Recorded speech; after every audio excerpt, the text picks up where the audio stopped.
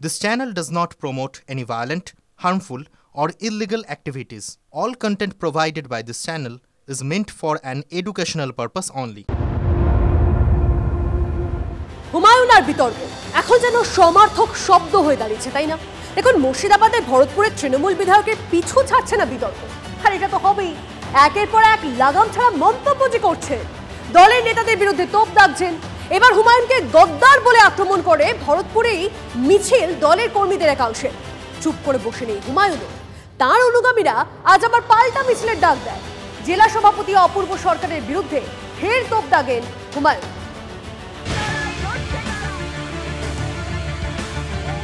গত কয়েকদিন ধরেই হুমকি হুঁশিয়ারি চলছেই।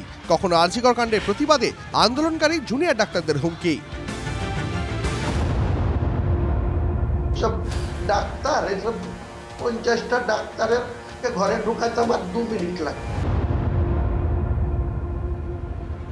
যত মহামিছিল করবে, এরা যদি 1000 লোকের মিছিল করে, আমি তার পরের দিন 5000 লোকের মিছিল করবো, যে ওদেরকে ঘিরে ওখানে রেখে দেবো মেডিকেল।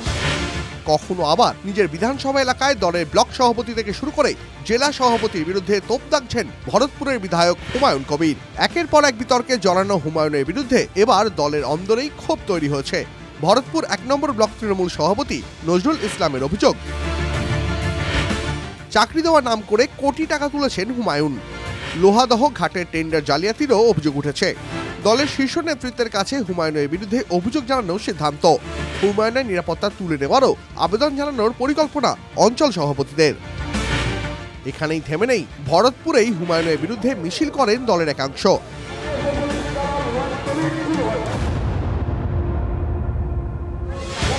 ঝাঁটা জুতো হাতে হুমায়ুনের বিরুদ্ধে সুর চড়ালেন দলেরই একাংশ।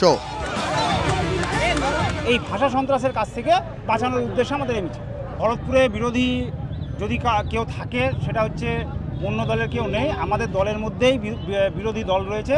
এমএলএ সাহেবের দলটাকে ভরতপুরে শেষ করার যে চেষ্টা, তার বিরুদ্ধে সাধারণ মানুষ কিন্তু প্রতিবাদ করছেন এবং পথে নেমেছে। 24 ঘন্টা পর পাল্টা মিছিল করে হুমায়ুনের অনুগামীরাও। জেলা সভাপতির উস্কানিতেই মিছিল বলে দাবি তৃণমূল বিধায়কের।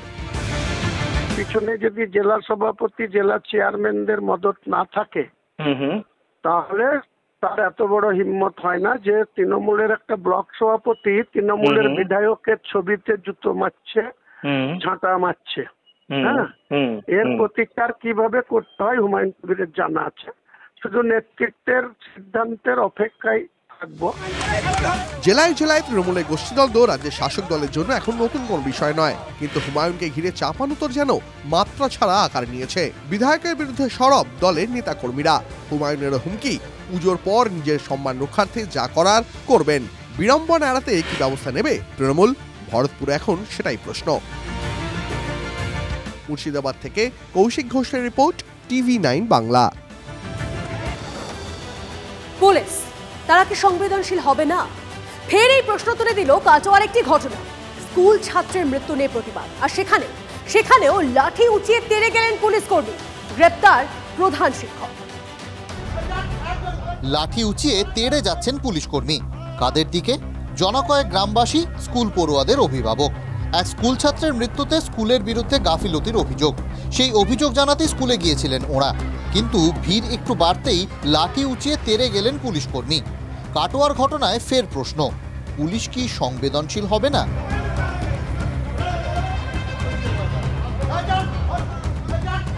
ঘটনাটি কাটোয়া থানার কোশিগ্রাম ইউনিয়ন ইনস্টিটিউশনের।